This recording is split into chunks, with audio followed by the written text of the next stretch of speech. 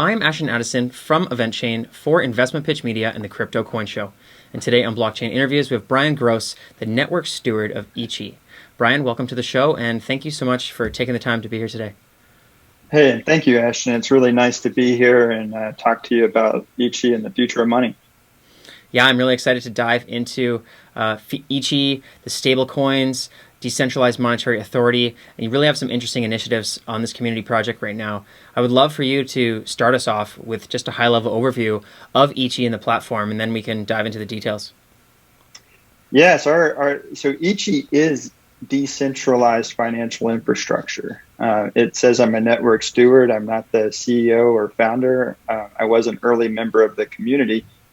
But our vision is to give people complete freedom over how they spend, save, and otherwise use their money. We really see it as completing the vision of the Bitcoin white paper. Mm-hmm. Wow. Well, that's very high level, and that sounds like an ambitious goal, but I know that your team has set out a great foundation so far. I was reading into the platform and that how it seems like it's primarily dealing with stablecoins. If you're looking at saving and spending, obviously the stability is going to be one of those major factors.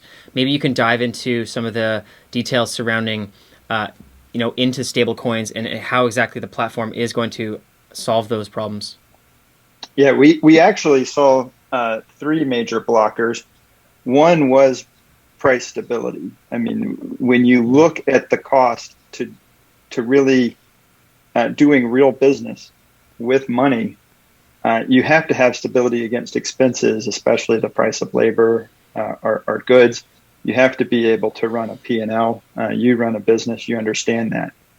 But that isn't enough. You can have stability and you're just as good as the money you already have. You also need to be able to fund adoption. You need to be able to provide a better value, better interest when people are saving, but more and better discounts when spending. And ICHI has a model that allows any community to create a stablecoin, but that same community can also grow a treasury of assets that can fund this adoption. And then last but not least, it is important to be compliant operationally with the rules around the world. And AML laws are important, KYC laws are important, and when you redeem an ICHI stablecoin, you're left with a fiat-backed stablecoin that already has those licenses. Mm-hmm. So it really solves all three of those problems. But yeah, it starts with stability. Definitely. And you mentioned being a network steward of the project. It really is a community-based project, and the project itself is really going for that decentralized model as much as it can. And part of that is the creation of the Decentralized Monetary Authority. Can you talk more about that DMA and what that means for the project and how that changes the way that people issue stablecoins and use the platform? Yeah, and most importantly, it is we used to say business to business system, but in this case, it's like a DAO to DAO system. The ICHI DAO does not have a stablecoin. Like we're the one stablecoin project that never bothered to make our own stablecoin. Every stablecoin that comes into existence using the ICHI smart contracts on Ethereum is owned by another community. And every single one of those stablecoins represents a vote on what to do with that stablecoin's treasury. Now, what ICHI did do is put together the contracts that make this fast. So a community can go from not having a stablecoin and not having a treasury and not having governance over these types of things to having it within hours. So something that which really that didn't exist before. I mean, stablecoins, there have been over 200 stablecoin projects the last 2 years alone. Only 30% have launched, and I'm saying we can launch one for any community in just minutes. Mm-hmm. Wow, that's really interesting. And obviously there are some advantages to having this decentralized authority, but there also sounds like there could be disadvantages, and it does make it a little bit more challenging as well. Can you talk about those advantages and disadvantages and that trade-off? Yeah, so which disadvantages? Well, are there disadvantages of it's a little bit tougher to have a decentralized monetary authority that's governing the platform rather than a centralized issuance. And there's a little bit of differences there. And it'd be great if you could elaborate on that. Yeah, I mean, I think anytime you have a single entity or person in charge of something, it is simpler.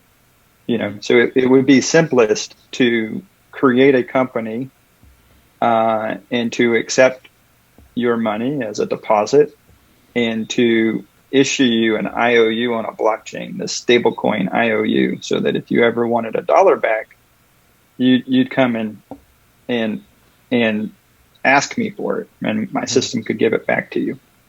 That is technically simpler, but that is also the exact same thing as a bank, which defeats the whole point of blockchain or decentralization or crypto. So it's hard for me to think of it as any advantage of that system, because that's the system we've had for hundreds of years. So in our case, you do have to you do have to govern it. You do have to pay attention. You need to elect your representatives. You need to believe in the community that you are participating in. But if you do those things, it really isn't more work. All of these communities need to manage code. They need to manage treasury funds. This is just like moving the funds from your left pocket to your right pocket. It's no more complex to hold my money in my right pocket than in my left pocket. It's just a different pocket. Yeah, definitely. And so back to the platform usage, just of being able to create stablecoins. Obviously, coin is only good as, to have value if there's others accepting it and actually having a network value and a means of exchange for it. And I know that the ICHI platform has already partnered with some different exchanges and service providers to help grow that network. Can you talk about some of the major partners that the ICHI platform has already partnered with? Yeah, so we the model is dependent upon automated exchanges. So just like not being a stablecoin, ICHI isn't an exchange either. But it couldn't have been built prior to these really deep liquidity pools we've seen in DeFi since last summer. So those deep liquidity pools on automated exchanges allow the communities their decisions to rebalance or invest.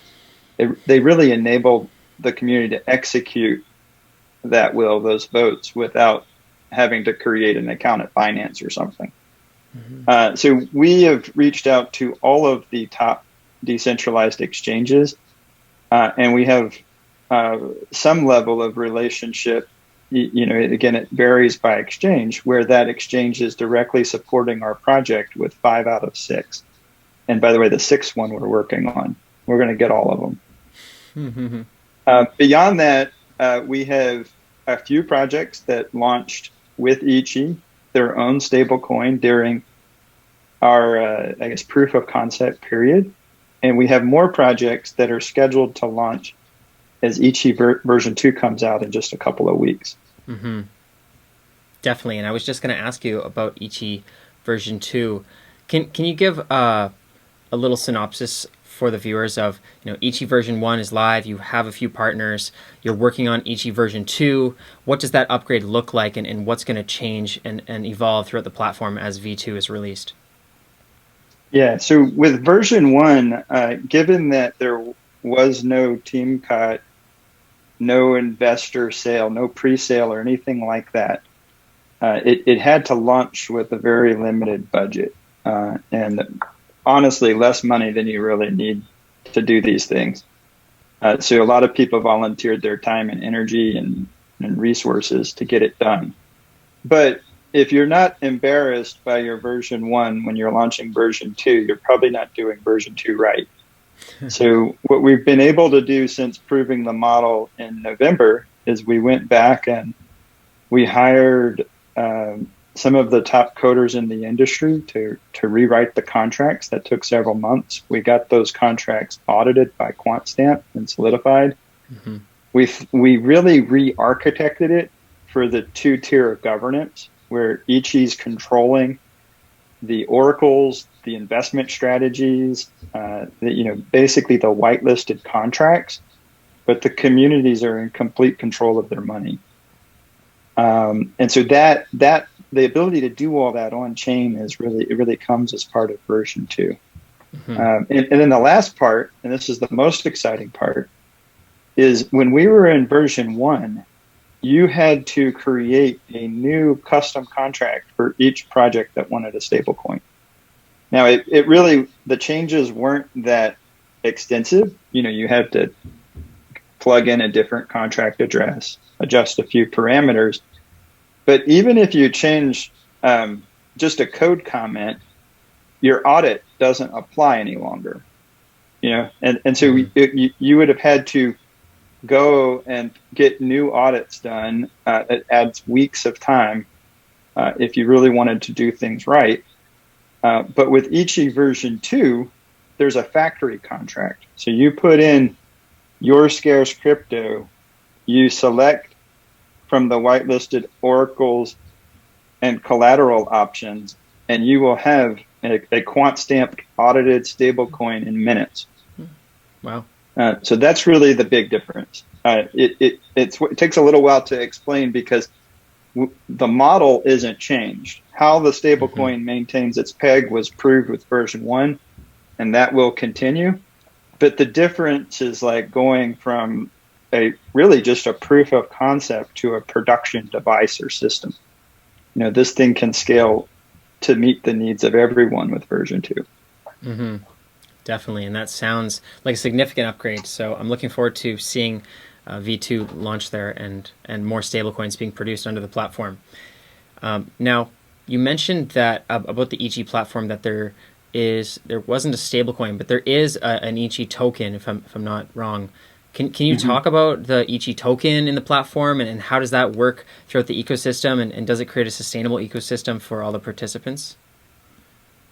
Yes, yeah, absolutely. So the ICHI token there's a supply of 5 million. That contract that made those tokens minted all 5 million last November, and a day or two later, all 5 million were transferred to the liquidity rewards contract.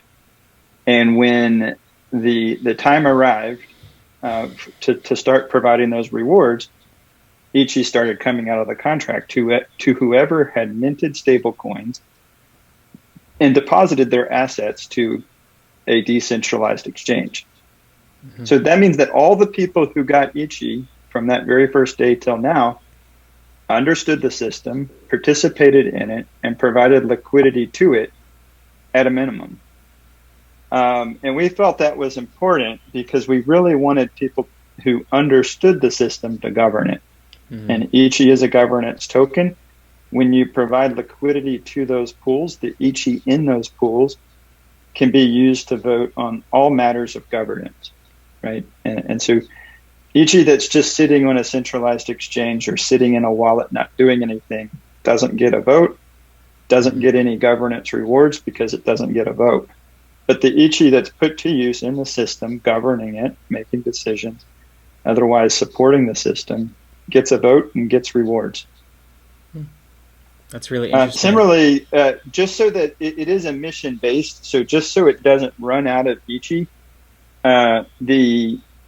the emission rate is cut in half, a halving, if you will, just like Bitcoin halvings. But instead of Bitcoin, we knew we weren't smart enough to decide when the halving should occur far in advance. So the ICHI voters just decide when the next one will occur. So one happened 2-3 weeks ago. And whenever the community decides it's wise to vote on the next one, somebody will put forward a proposal, and all of the ICHI that's in these liquidity pools that's being put to work across DeFi will vote on when the next halving occurs, and it's token weighted. So every single vote will influence the timing of it, even if it's just by a few seconds. Very interesting, and I do like that only the active participants are allowed to have a vote, and if the tokens are just sitting there on an exchange, it doesn't really do much for the network. So you shouldn't really have a say in the network. So that's really interesting, Bryan. Now we are running short on time, but I do want to take a look at the platform way down the road, 5+ years down the road. What do you see as one of the key factors to success in the widespread adoption of ICHI, issuance of stablecoins, and the Decentralized Monetary Authority? Yeah, so the success of ICHI is entirely dependent upon the projects that launch one tokens. So if they and their community find value in having money that is stable against expenses, they find value in building up a treasury of their scarce crypto. And if upon discovering that value, they do a lot more of it, ICHI will be just fine. If we're wrong and they'd rather use Tether, then I guess we'll go away. Well, we'll hope that doesn't happen, but I'm really looking forward to seeing it grow out, and especially with this version 2 that's coming out, it does sound very promising. I will be following along with the project. If the viewers are looking to follow along with ICHI's upgrades and just learn more about the platform and to get involved as well, what's the best way for them to learn more? The best thing to do is to start by going to ICHI.org. That's ICHI.org. And then at the bottom of the page, you'll see Join Us in Telegram. So you could click there and join the discussion. Sounds great, Bryan. I will leave the links for the ICHI community and the website in the description box below. All the best with the continued growth of the community platform, and let's follow up in the near future. Yes, thank you, Ashton. Appreciate you having me on the show today.